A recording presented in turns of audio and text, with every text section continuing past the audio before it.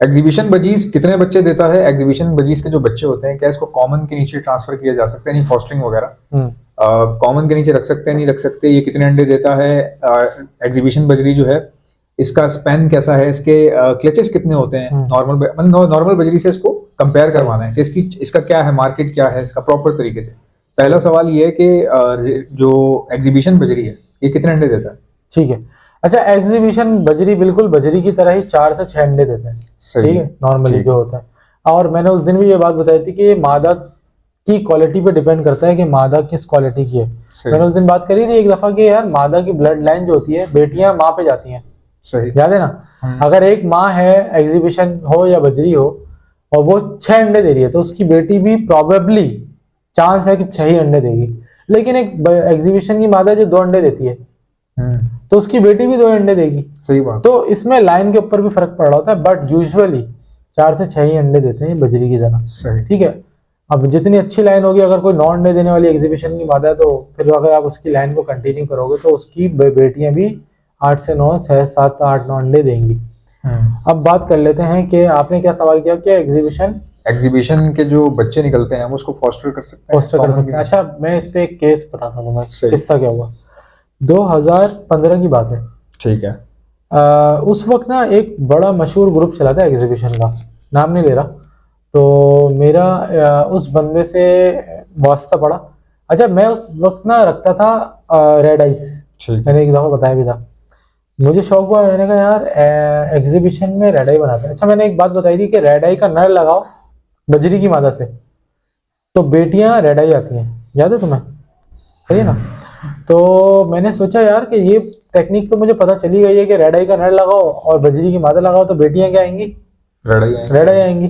तो मैं अगर एग्जीबिशन बजरी की मादा लगाऊं और अपना रेड आई का नर लगा दूं, तो जो एग्जीबिशन की बेटियां आएंगी वो क्या आएंगी? रेड आइज आएंगी, और बड़े साइज में आएंगी, तो मेरे पास बड़े साइज की रेड आई की मादियां आ जाएंगी। ऐसे ही है ना? तो मैं एक दफा एक बंदे के पास गया, फलाना खानजादा करके एक ग्रुप था उसका, वो था, मेंबर था, बड़ा अच्छा टॉप का ब्रीडर था, वो अभी दुबई में है मेरा।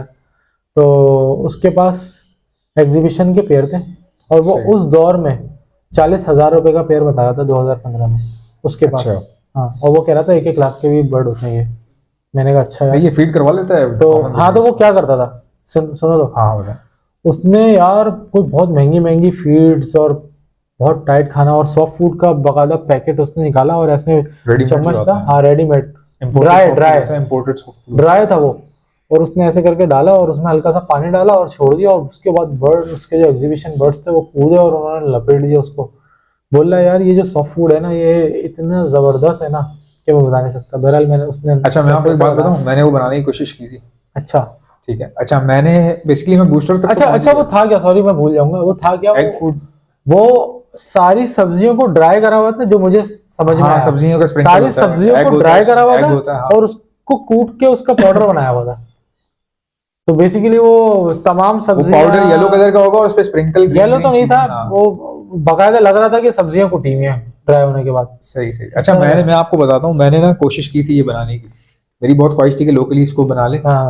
लेकिन मैं आपको सच बात बताऊं, सोचने में चीजें और होती हैं, करने में और होती हैं। मैंने हैंड फीड में आपको क्या बताऊं भाई, मैंने हैंड फीड बना तो ली, बेची भी, लोगों को फायदा भी हुआ, बहुत अच्छा चला काम, अभी भी चल रहा है, ठीक है।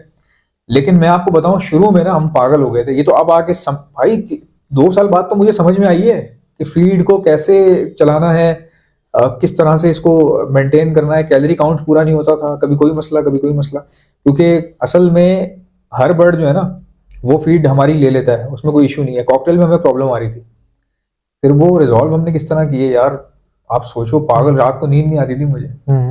मतलब अल्लाह ना करे अगर किसी कस्टमर के पास चीज चली गई और उसने मैसेज छोड़ा कि यार मुझे तो समझ में नहीं आया, या अगर उसने सोच लिया कि आज के बाद यार इससे लेना नहीं कुछ, मैं तो गया, मेरे को जरूरत क्या लॉन्च करने की ऐसी चीज जिसकी वजह से मेरा नाम ही ऊपर नीचे हो जाए।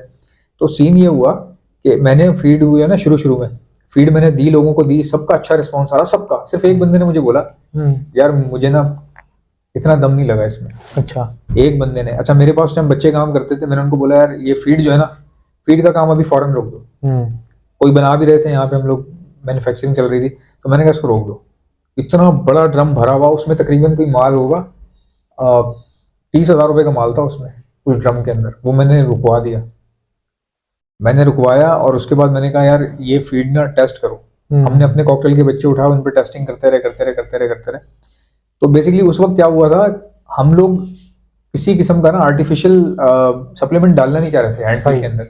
हैंड फीड के अंदर हम आर्टिफिशियल सप्लीमेंट डालना नहीं चाह रहे थे। ठीक है। जबकि जो हैंड फीड आप इंपोर्टेड होती है ना, उसमें जेन्युइन चीजें बहुत ही कम होती हैं। उसमें आपको पता नहीं नाइट्रो ऑक्साइड, पता नहीं क्या क्या, साइट्रस, ये सब मैं मिसाल दे रहा हूँ, बहुत सारी लंबी एक लिस्ट होती है और वो लिस्ट बेसिकली केमिकल लिस्ट होती है वो। आप समझ रहे हैं मेरी बात? वो फीड आप एक चुटकी गिरा दोगे ना अगर पानी के अंदर और उसको इंजेक्ट कर दोगे बच्चे के अंदर, बच्चे का कैलोरी काउंट कहीं नहीं गया, आराम से वो चलेगा। क्या नाम बताया तुमने किसका? वो नाइट्रिक क्या बता रहे थे? Calorie count. कैलोरी काउंट जो है ना बहुत जरूरी होता है। अच्छा। अब फीड तो देखो, कई लोग ऐसे मैंने सियालकोट में देखे, वो मुझे कहते हैं यार हम जो है ना आटा नहीं है, फ्रेश आटा लेते हैं, गंदम लेते हैं, उसको पीस के उसके अंदर चने डाल देते हैं, उसको पीस के हम बना लेते हैं, भून के जो भी बना लेते हैं। लेकिन भाई उनकी फीड में और मेरी फीड में बहुत फर्क है, और ये भी सब बात सच है कि मेरी फीड में और इम्पोर्टेड में बहुत फर्क है। तो इम्पोर्टेड में ऐसा क्या होता है? वो यार वो ना बहुत टारगेटेड, वो पहली बात तो ये कि उनके पास जितना ये कमरा है ना, इतना बड़ा उनके पास बॉयलर होता है।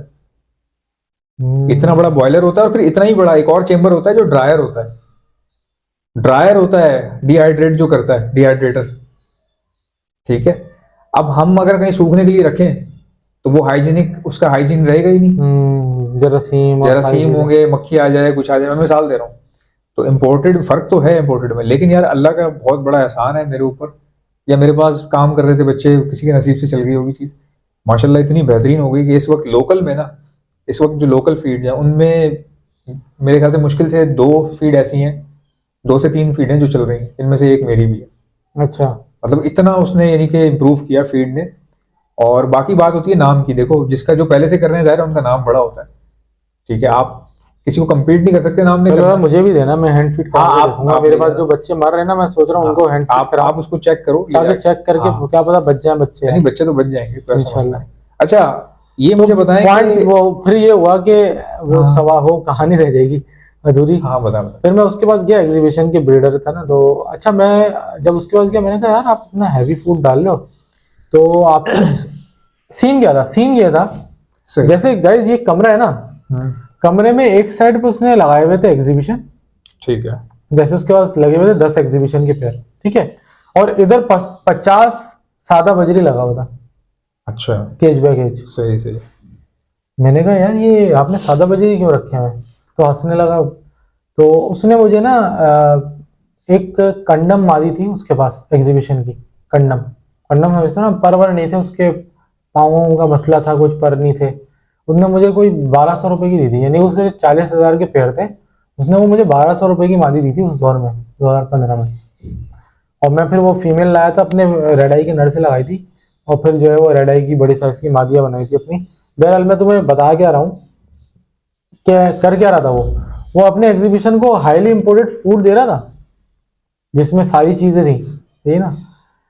उसकी मादियाँ जैसे ही 5 अंडे 6 अंडे रखती थी एग्जीबिशन की, ठीक है, वो 6 के 6 अंडे उठाता था और सामने जो बजरी के पेयर ब्रीड कर रहे हैं ना उनके नीचे रख देता था। ठीक है। फिर जैसे ही अंडे उठाता था ना, उसके 10 दिन बाद दोबारा वो 5 6 अंडे या 7 अंडे 15 दिन के अंदर वो दे देती थी मादियाँ। अच्छा, क्योंकि वो हाईली टॉप क्लास की फीड करा रहा था उन्हें, तो मादियों में कोई कमजोरी, वो तो नरम खा रहे थे, उसे हम निकाल रहे थे, वो नरम खा रहे थे, उनके अंदर सारे विटामिन, सब्जियां, पाउडर भी डाल रहा था वो उसके ऊपर। आप मशवरा दोगे अगर कोई किसी के पास ऑलरेडी बजीज का सेटअप चल रहा है, हर वैरायटी है, रेनबो भी है, सब होगुनो भी है, वो कहता है यार मैं एग्जीबिशन के पेयर भी ट्राई कर लेता हूँ, तो कितने लेने चाहिए उसको? ले वो कितने ले भाई, उसके पास सारी वैरायटी है ना, जितनी उसने इक्वल क्वांटिटी में ले ले। इक्वल में मसला नहीं होगा, कोई इशू नहीं है, मतलब ब्रीड नॉर्मली करेंगे, जिस तरह नॉर्मली करेंगे। अच्छा गाइस देखें, आपको आई होप कि बहुत कुछ सीखने को मिला होगा।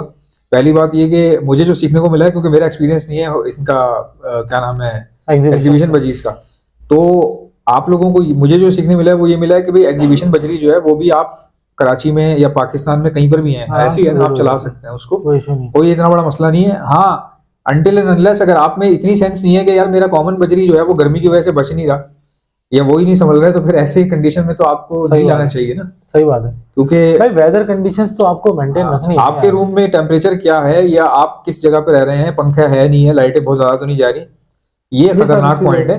अगर ये सब मसले नहीं है तो फिर आप रख सकते हैं। तो मुझे बहुत कुछ सीखने को मिला भाई आज तैमूर भाई से, इन्होंने अपना एक्सपीरियंस शेयर किया, तो मेरे पास था नहीं इनका एक्सपीरियंस, तो आई होप कि आपको बहुत कुछ सीखने को मिला होगा। मिलते हैं नेक्स्ट पॉडकास्ट में।